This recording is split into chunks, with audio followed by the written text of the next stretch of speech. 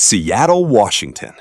A city of gray skies, green water, and mountains in the distance.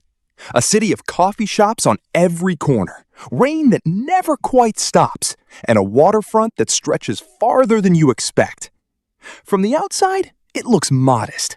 It looks like a city that takes itself seriously, but not too seriously. But underneath that quiet Pacific Northwest calm is something that very few cities on Earth can claim. Seattle produced more concentrated billionaire wealth per square mile per decade than almost anywhere in the history of American capitalism. And it did not happen slowly. It happened in garages, in school computer labs, in shoe stores started by men who arrived here with almost nothing. Today, we are counting down the 5 richest families that Seattle ever produced. From number 5 all the way to the dynasty that did not just build a fortune, it changed the world. This is the Wealth Vault. The door is open. Let's begin the countdown.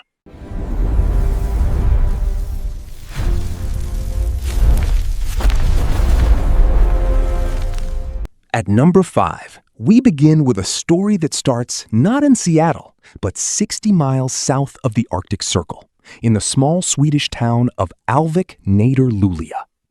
Johan Wilhelm Nordstrom was born there on February 15, 1871. His father, a blacksmith, died when Johan was just 8 years old. 3 years later, at 11, his mother pulled him out of school to work the family farm. By the time he was 16, he had made a decision that would define everything that came after. He was leaving. He crossed the Atlantic, arrived in the United States, and changed his name to John W. Nordstrom. He arrived, by most accounts, with just $5 in his pocket and not a word of English. For the next several years, Nordstrom moved through the American West, doing whatever work he could find. Mining in Colorado, working in gold and silver mines in Nevada, logging in Washington State. He was learning the country, learning the language, saving everything he could. Then, in 1897, the word spread across America that gold had been discovered in the Klondike region of Canada's Yukon Territory. Tens of thousands of men flooded north in what became known as the Klondike Gold Rush. John Nordstrom was one of them. He spent almost 2 years in the frozen north. Most men who went to the Klondike returned broken, poorer than when they left, or did not return at all. John Nordstrom came back with $13,000. In 1897, that was a life-changing sum. He had done it. He had struck enough gold to start something real. In 1901, he partnered with a Seattle cobbler named Carl F. Wallen and opened a small shoe store in downtown Seattle. The store was called Wallen & Nordstrom. The entire stock fit in one room. They sold shoes, good shoes, fitted properly, with genuine attention to each customer. That commitment to customer service was not an accident. It was the founding principle of everything the family built. John Nordstrom retired in 1928 and sold his share of the business to his sons Everett and Elmer, with a third son, Lloyd, joining not long after. The second generation survived the Great Depression through sheer stubbornness and long hours, eventually growing the company into the largest independent shoe store chain in the United States by the early 1960s. Then the third generation made the move that changed the company permanently. They expanded into clothing, took the company public on the stock exchange in 1971, and added Nordstrom Rack, the discount outlet, in 1973. The fourth generation, led by brothers Blake, Pete, and Eric Nordstrom, moved the brand into e-commerce and digital retail before the rest of the industry understood what was coming. Blake Nordstrom, who served as co-president, died of lymphoma in January 2019 at the age of 58. His brothers have continued to lead the company. In 2025, the Nordstrom family took the company private again, buying out public shareholders in a deal that valued Nordstrom at approximately $6.25 billion. Today, the family's combined wealth is estimated at approximately $4 to $5 billion. More than 120 years since a Swedish immigrant arrived in Seattle with $5 and no English, the Nordstrom name is still on the door. From a shoe store built on Klondike gold to a multi-billion-dollar retail empire spanning 4 generations, that is number 5.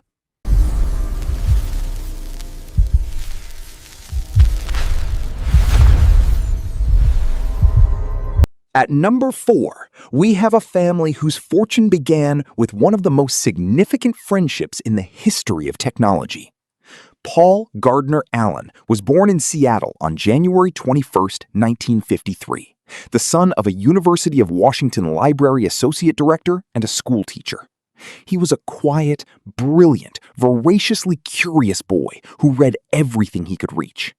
At Lakeside School, the same exclusive private school in Seattle that would also shape the man at number 1 on this countdown, Paul Allen met a younger student named Bill Gates.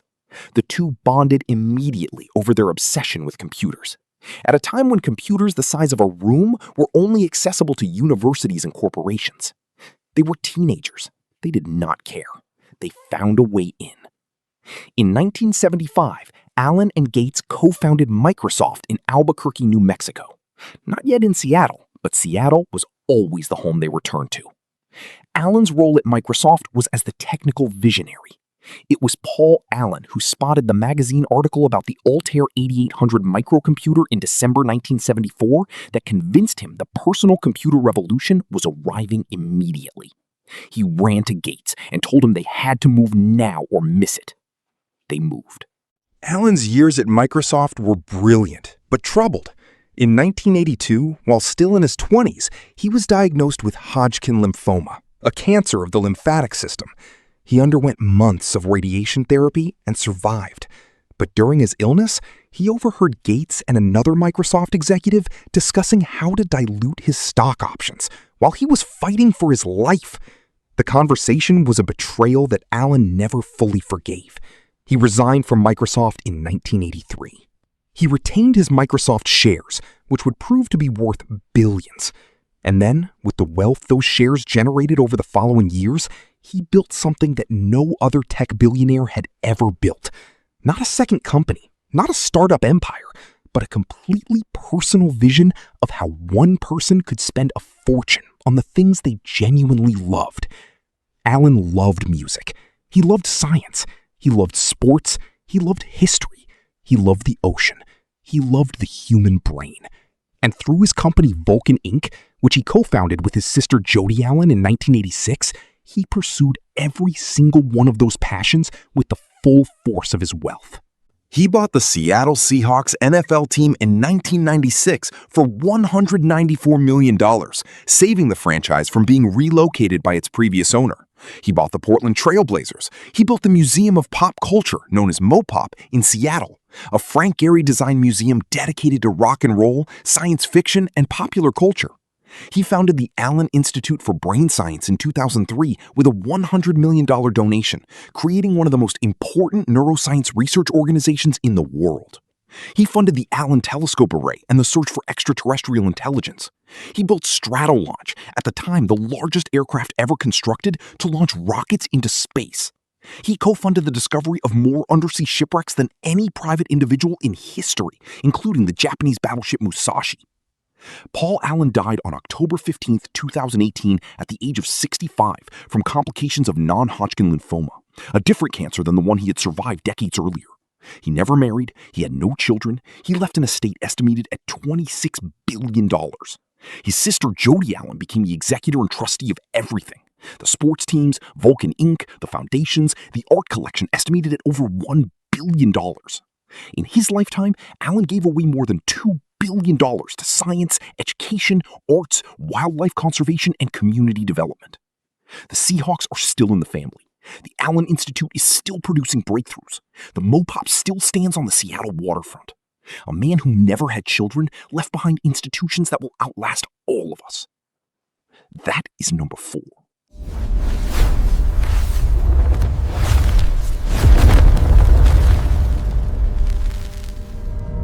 At number 3, we have a woman who was written out of the Amazon story for 25 years. And then when the marriage ended, emerged as one of the most consequential financial forces in the history of American philanthropy. Mackenzie Scott was born Mackenzie Tuttle on April 7, 1970, in San Francisco. She studied creative writing at Princeton University under the mentorship of Toni Morrison, one of the greatest American novelists of the 20th century. After graduating, she moved to New York and took an administrative job at a hedge fund called D.E. Shaw. There, she met a 30-year-old senior vice president named Jeff Bezos, who had the kind of laugh, she said, you could hear through walls. They were married in 1993, and in 1994, they made a decision together that changed everything. They quit their jobs. They drove across the country from New York to Seattle, writing the business plan for a new company on the road. They moved into a house in Bellevue, Washington. They set up the operation in the garage. Mackenzie Bezos kept the books, wrote the checks, negotiated the company's first freight contracts, and helped name the company. They called it Amazon. She was its first accountant, its first business manager, and one of its first employees. For the next 25 years, as Amazon grew from a garage in Bellevue into the largest e-commerce company in the history of the world, Mackenzie raised 4 children, wrote 2 novels, and stayed almost entirely out of the public eye. Then, in January 2019, she and Bezos announced their divorce. After 25 years, 4 children, a combined net worth of $160 billion. The settlement gave Mackenzie Scott 25% of the couple's Amazon shares, approximately 4% of the entire company, valued at the time at $38 billion. It was one of the largest divorce settlements in American history. Overnight, she became one of the wealthiest women in the world. What she did next was unlike anything the billionaire class had done before. She signed the Giving Pledge, the philanthropic commitment created by Bill Gates and Warren Buffett, and began giving her money away at a pace and a scale that has no parallel. Not to buildings with her name on them, not to foundations controlled by her office.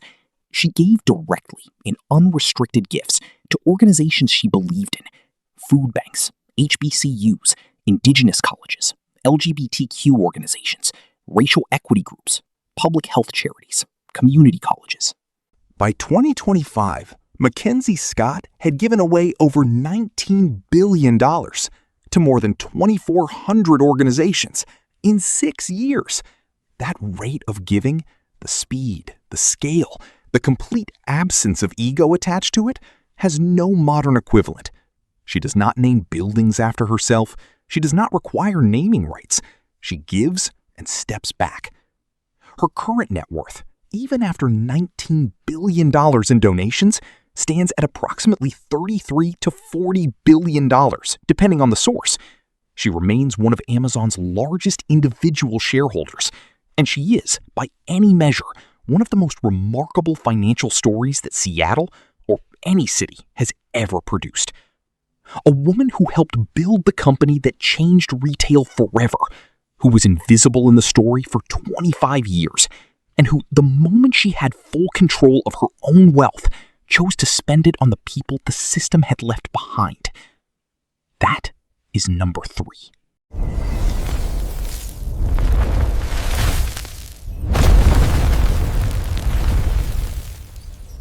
At number 2, we come to the man who built the company that made number 3 possible, and whose name has become synonymous with a new kind of American power. Jeffrey Preston Bezos was born on January 12, 1964, in Albuquerque, New Mexico. His mother, Jacqueline, was 17 years old when she had him. His biological father, Ted Jorgensen, was largely absent from his life. When Jacqueline later married a Cuban immigrant named Miguel Bezos, a man who had come to America at 16 with no English, put himself through college, and built a career as an engineer, Miguel adopted Jeff and gave him his name. Jeff Bezos has said that his stepfather is one of the people he most admires in the world.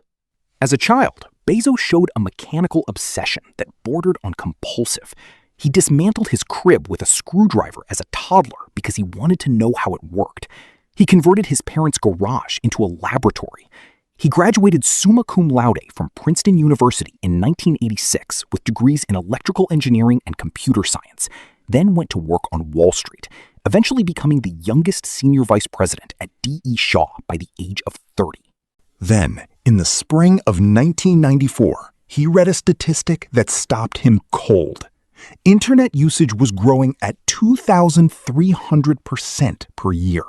He looked at that number and understood immediately what it meant. The world was about to change. He needed to be on the right side of that change before it happened. He quit his job on the spot. His boss asked him to think about it for 2 days before deciding. He thought about it and still quit. He and Mackenzie drove to Seattle. They set up in the garage. On July 5, 1994, Amazon was incorporated. It sold its first book in 1995. By 1998, it was generating over $600 million in revenue. By 2018, annual revenue was approaching $233 billion. But the Amazon story is not just about books becoming everything. It is about a series of decisions that most companies would never have made. When Amazon Web Services launched in 2006 as a cloud computing division, most of the business press considered it a distraction from retail. Today, AWS generates more profit than all of Amazon's retail operations combined and powers an estimated 30% of the entire internet. When Amazon released the Kindle in 2007, publishers were terrified. When Amazon started making original television shows and films with Amazon Studios, Hollywood was skeptical. Every time the company moved into a new space, the response was the same. That's not Amazon's business. And every time, Bezos ignored the response and built anyway. At his peak in 2021, Bezos was worth approximately $211 billion. He stepped down as Amazon CEO in July 2021, handing the role to Andy Jassy, while remaining executive chairman.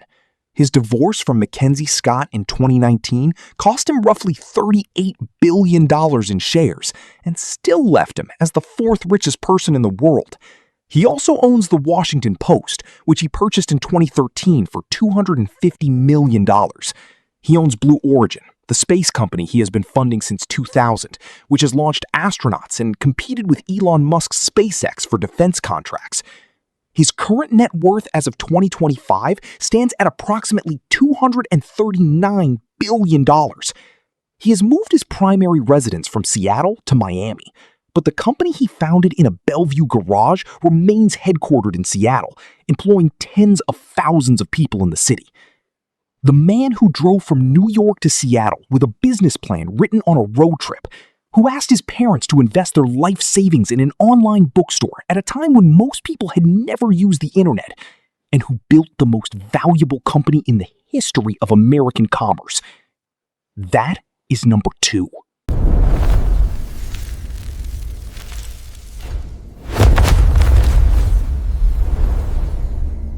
At number 1, the Gates family. The story begins not in a garage and not with a dropout. It begins with a family that had already built something before Bill Gates was born. William H. Gates Sr. was a prominent attorney in Seattle, a tall, formidable man who co-founded the prestigious law firm Preston Gates & Ellis, which eventually became part of K&L Gates, one of the largest law firms in the world. Mary Maxwell Gates was a school teacher, a University of Washington regent, and the first woman to sit on the board of First Interstate Bank of Washington. She became the chairwoman of United Way International.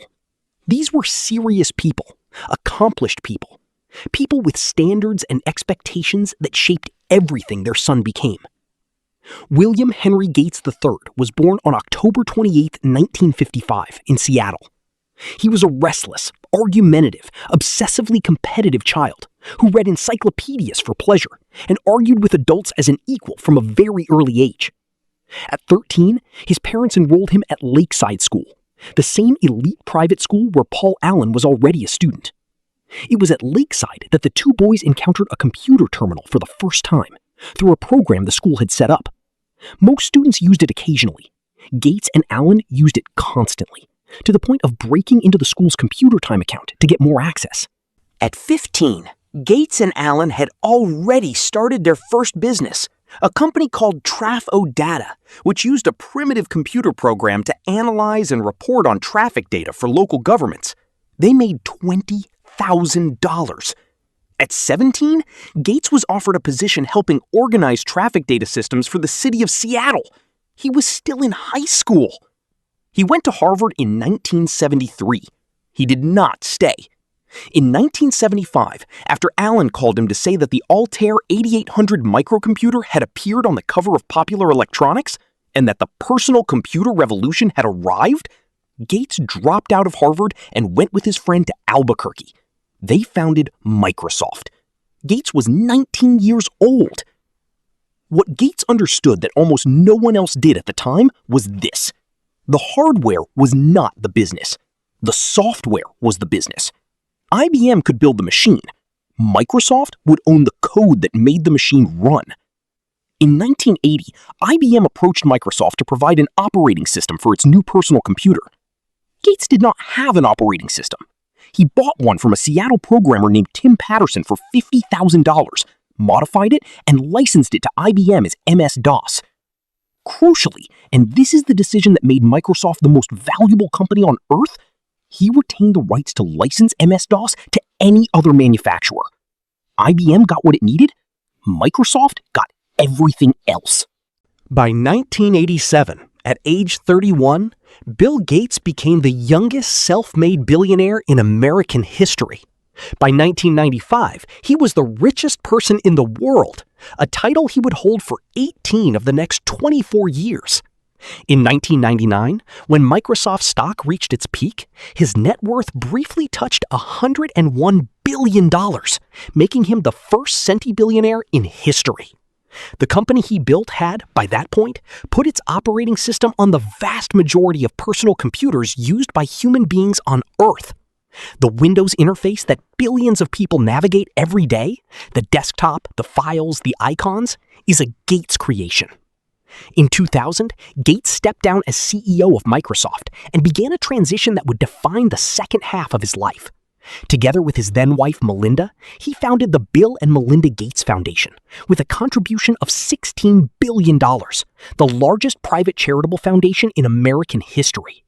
The foundation's initial mission was global health, education, and poverty reduction. Over the following 2 decades, it became the most influential private force in global public health on Earth, funding vaccines, fighting malaria and tuberculosis and polio, supporting agricultural development in sub-Saharan Africa, and shaping the policy agenda of the World Health Organization. The foundation co-created the Giving Pledge with Warren Buffett, the commitment by which the world's wealthiest individuals pledged to give away the majority of their fortunes. Gates and Melinda divorced in 2021 after 27 years of marriage. The foundation was renamed the Gates Foundation, with Gates as sole chair. He remains one of the most active philanthropists on Earth. As of 2025, his net worth stands at approximately $115 billion. The company he founded with a 19-year-old's audacity in 1975 is now valued at over $3 trillion. A lawyer's son from Seattle, a Lakeside School dropout who never finished Harvard, the man who looked at a personal computer in 1975 and understood, before anyone else in the world, that the software running it was worth more than everything else combined. That is number one. That is the Gates family. That is Seattle. 5 families. 5 completely different stories about what it takes to build something that lasts. The Nordstroms, who understood that a customer treated well always comes back, and proved it across 4 generations and 120 years. The Allens, who showed that a fortune spent on science, art, and the things you genuinely love is not a waste. It is a legacy that outlives the person who built it. Mackenzie Scott, who helped build one of the greatest companies in history, spent 25 years in its shadow, and then emerged with $38 billion and a decision to give it away faster than anyone thought possible. Jeff Bezos, who drove from New York to Seattle on a bet that the internet was about to change everything, and was right in ways that even he probably could not have imagined. And Bill Gates, who at 19 years old understood that the most valuable thing in the coming technological revolution was not the machine. It was the code that made the machine run. Seattle, a city of rain and coffee and gray skies, and more billionaire wealth, more world-changing ambition than almost anywhere else on Earth. If the vault opens something for you today, subscribe. Every week we go deeper. The vault is open. See you inside.